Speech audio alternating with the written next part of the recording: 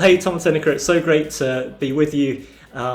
You're in The Hague at the moment and moving to Rotterdam soon, I believe. As you were with us in King's Edinburgh in about 2008, I think, for a couple of years, and have since gone on to plant in The Hague and then plant another church in Rotterdam very shortly. So we thought we'd have some things to learn from you. What was it that God put in your hearts, perhaps during your time while you were in Edinburgh in King's, that led you to go church planting in the future? When we arrived in Edinburgh together, I was a baby Christian. So Edinburgh for me was a hot bath, really. I had such fun at church. I remember praying with people for the first time. I remember being baptized. So it was just, all of it was just fantastic. Yeah, I think for me it's having grown up in quite a smaller church, more in a rural area, coming to kind of a big city and seeing how lively a church can be. I think that really moved me in a sense, seeing what church can be in a city centre with just that buzz and that life, and seeing people come to faith. And there's so much to experience. I think that really opened up things for me in terms of believing what God can do in big cities and doing that in different places. Yeah. So how did that move to The Hague actually come about? I think that there were a number of times that God spoke about things like, and that sounds really grand, but it was never only ours to receive, I think, but something about unlocking Europe, something about the North Sea, something about different shoes being used or being ready for us to go different places. So we always kind of knew that this was coming. And at the same time, it was just logical. It made sense. And I think that's also important to stress.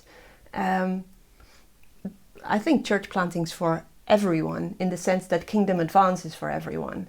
And if you can make it fit within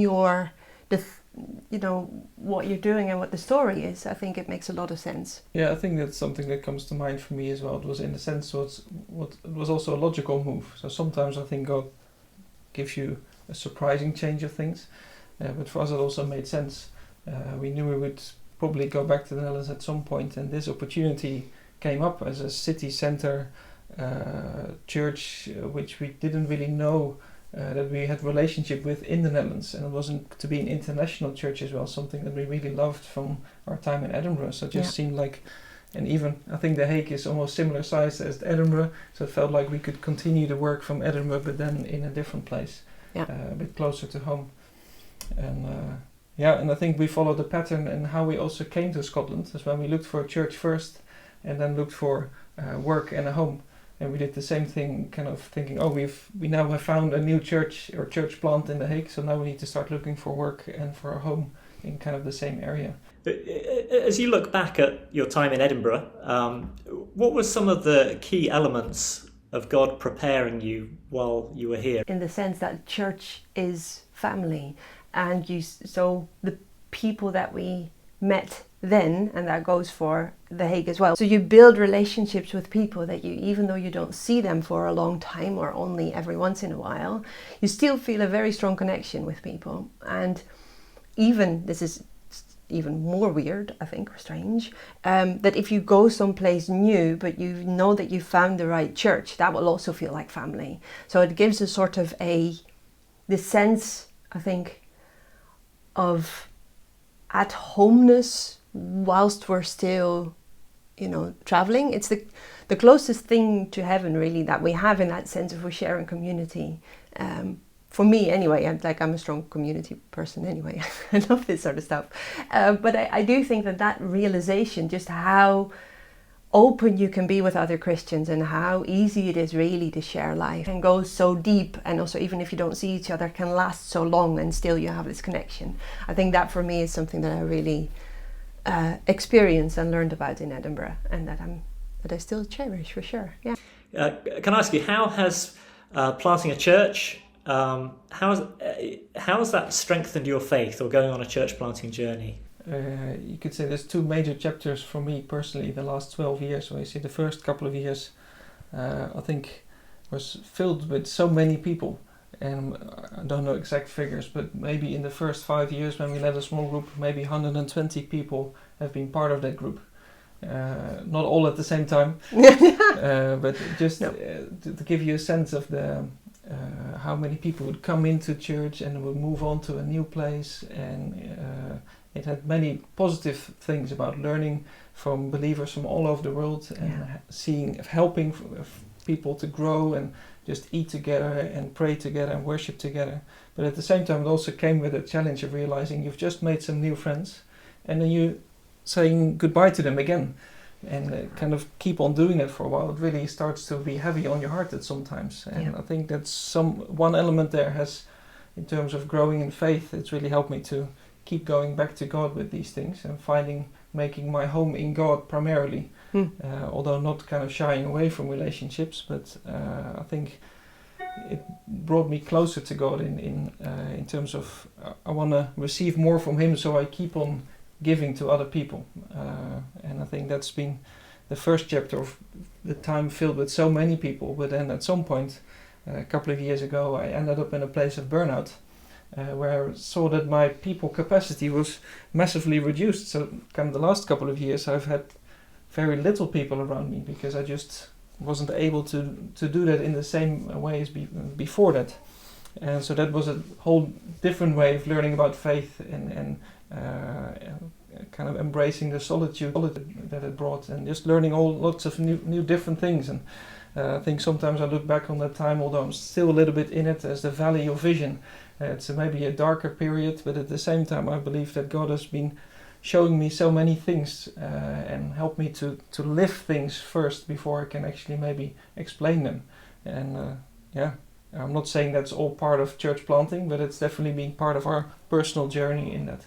That every journey, every part of the journey, He's faithful, He's close, and He's interested in shaping the person just as much as He is shaping what comes out of you. How has God been at work through you and the church that you've been a part of in The Hague? In terms of how we were so happily surprised by seeing what church can be in Edinburgh, I think we were also a bit surprised to see how church in our home country can be, in terms of being quite boldly in the city centre, with wide open doors, literally, where it would be very normal for every Sunday that we have been there, that new people would show up, where they've just been walking in from the streets, or they found about the church online, or they were brought by friends, and just this expectation that there's always going to be new people, always going to be people interested to hear, to engage, and I think that's really also shaped us in terms of expectation of everything about faith is real and is relevant for people today. So there's been so many people that have come through those doors, and so many people that have then also stayed a while and then gone on to their different places. And just to think, so it took me a while to grow into this, I think, but to think of how all these people are now, bringing Kingdom Advance in the places that they're in, almost commissioning people in a sense that everyone who we see that has a role to play elsewhere, that's great too. Go with the grace of God. If there's somebody watching this today, Tom and Tineke, and they've been stimulated as me by your answers today, and they're thinking, you know what, I'd love to, I'm thinking about going church planting. What would you say to them? How would you advise them? Three things that come to mind is the first thing, that church planting is easy. Just like Tineke was saying, it's actually much more practical than we sometimes realize. It's about finding a group of people that is about to go church planting and say, I will join you, and then finding work, finding a home. It's a very down-to-earth practical thing. Join whatever is happening and be part of it.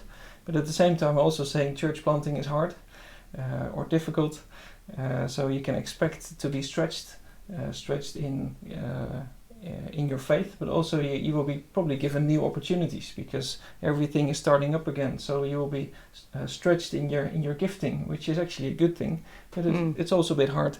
But thirdly, I think it is really a blessing to be part of that, of seeing new things being established, of seeing people find their way back to Jesus, find their way back into a church community.